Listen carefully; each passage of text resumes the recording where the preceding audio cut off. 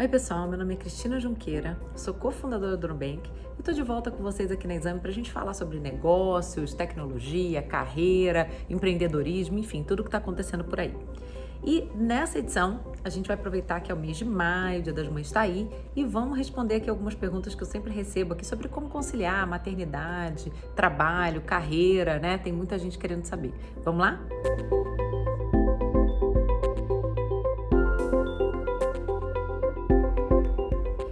Começando aqui com a pergunta da Franciele. Ela pergunta como é que tá no mercado de trabalho sendo mãe. E, gente, para a imensa maioria das pessoas, se não para todas, né, para todas as mulheres aí, é um tremendo desafio, né? Não é fácil. A gente sabe que quanto mais o tempo passa, né, quanto mais a gente olha para cargos de liderança, para posições mais sêniores nas empresas, a proporção de mulheres é menor, né?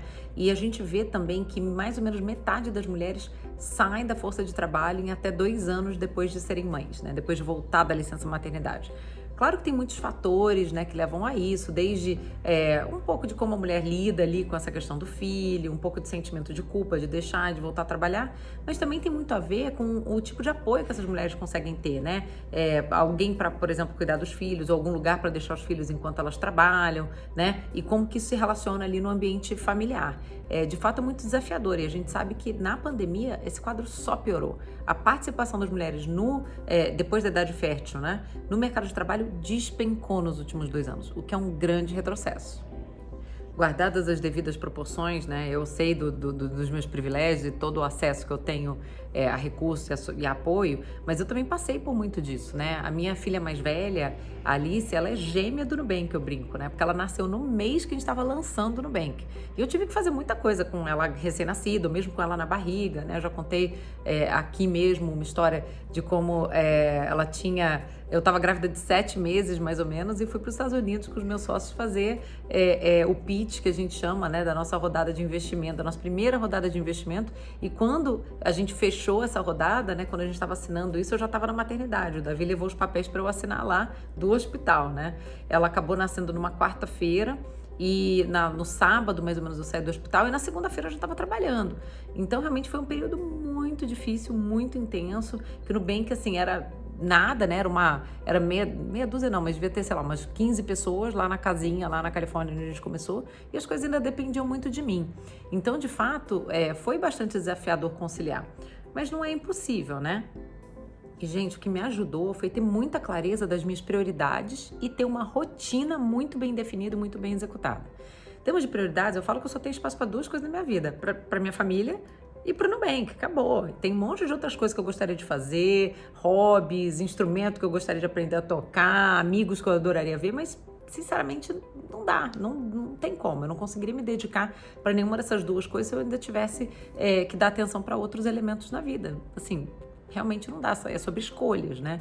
E nessa escolha que eu fiz de priorizar a minha família e o Nubank, uma coisa que me ajudou muito foi organizar a minha vida em torno da rotina da minha família, né? Então, ainda bem no Nubank a gente acaba tendo mais flexibilidade, né, do que muitas empresas tradicionais por aí. Então, o que eu fiz foi, eu desenhei uma rotina em torno no começo da Alice, né, agora em torno da Bela e da Alice.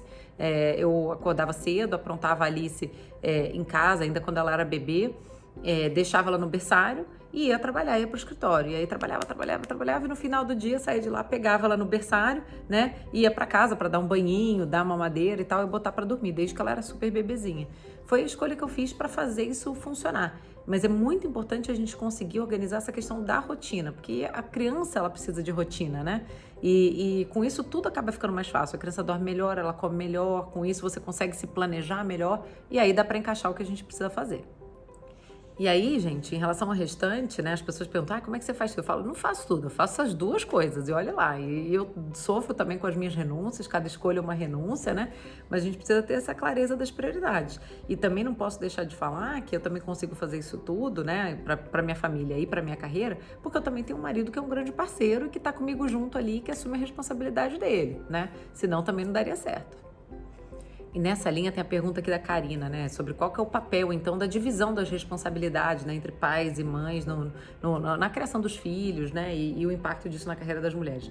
E, gente, o impacto é muito grande. Eu acho que a Sheryl Sandberg já falou isso no livro dela, né, que a decisão mais importante de carreira que uma mulher faz é justamente o parceiro ou parceira que ela escolhe, né, e como que essa divisão acontece em casa. A gente, enfim, tem muitos dados históricos aí que mostram que as mulheres, historicamente, já dedicavam mais que o dobro de horas ao trabalho doméstico, né? Às tarefas de casa, ao cuidado de filhos. E claro que com a pandemia isso também piorou.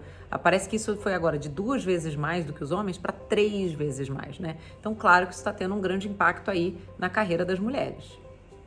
E imagina como é para as mães solo, né? Para as mães independentes aí. É bem mais difícil porque nem com quem dividir elas não têm.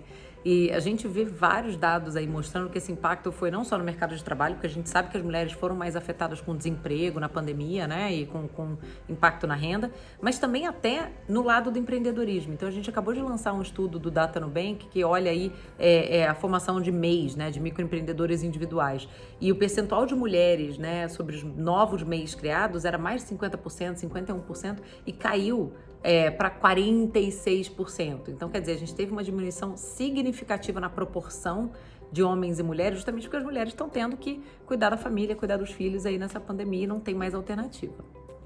E é por isso que esse diálogo, gente, de equilíbrio, de parceria, precisa acontecer dentro de casa. É só a gente encarando isso e realmente combinando, fazendo um combinado ali que funcione para todo mundo, que ajude a equilibrar isso melhor, que a gente consegue avançar e dar aí para as mulheres mais possibilidades do seu desenvolvimento profissional.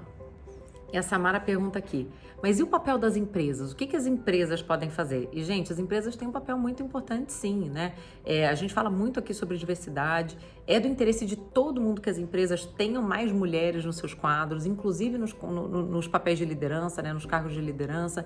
Isso vai resultar em produtos melhores, mais representativos para a sociedade que a gente vive, vai colocar mulheres em posições de ajudar a criar o futuro que todos nós, como sociedade, aqui vamos viver e certamente vai fazer esse futuro melhor, né? Só que para isso, as empresas elas precisam criar um ambiente que seja inclusivo, né, para essas mulheres. Elas precisam entender aqui como que elas ajustam as suas políticas, né, enfim, os seus processos, para poder dar a flexibilidade que muitas vezes essas mães precisam.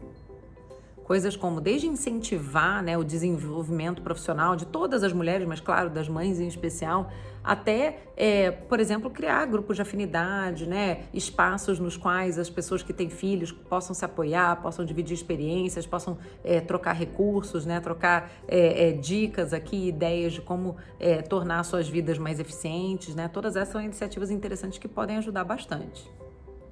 Além disso, um tema que merece uma atenção especial é a questão das licenças maternidade, né? Vocês devem saber que aqui no Brasil a gente tem a possibilidade, né? As empresas que optam pelo programa da Empresa Cidadã, elas podem estender a licença maternidade de 4 para 6 meses. Mas nem todas as empresas fazem isso e mesmo nas que fazem isso, nem todas as funcionárias se sentem à vontade de estender a licença maternidade. Tem um estudo da FGV que mostra que no mercado, né, só 40% das mulheres, né, que estão em empresas que têm essa possibilidade de estender a licença maternidade fazem isso, elas optam pelos 6 meses.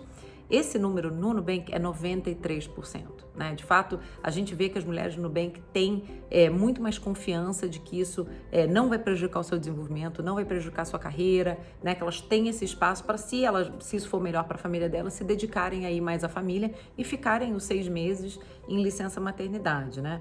Esse é um ponto super importante de atenção e para que todas as empresas, de fato, criem aí mais políticas que permitam que as pessoas, né, tenham as suas vidas e que isso não seja um empecilho para o desenvolvimento profissional e das carreiras delas dentro das empresas.